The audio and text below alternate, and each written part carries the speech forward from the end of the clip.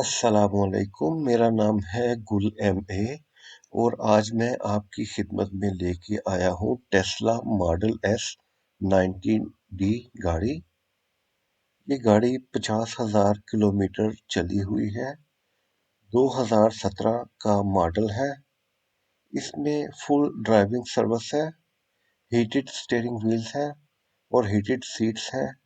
और ये एक दफ़ा बैटरी फुल होने पे तकरीबन 500 किलोमीटर चलती है।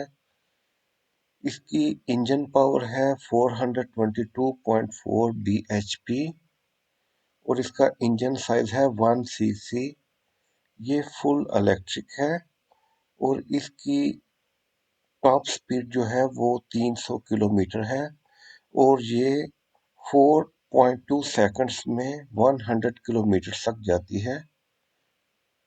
ये CO2 एमिशन 0 ग्राम पर किलोमीटर है, यानी कार्बन फ्री है, जो कि माहौल के लिए बहुत अच्छा है। अगर आप इस गाड़ी के बारे में ज़्यादा इंफॉर्मेशन लेना चाहते हैं तो आप कमेंट करें। आपका बहुत शुक्रिया।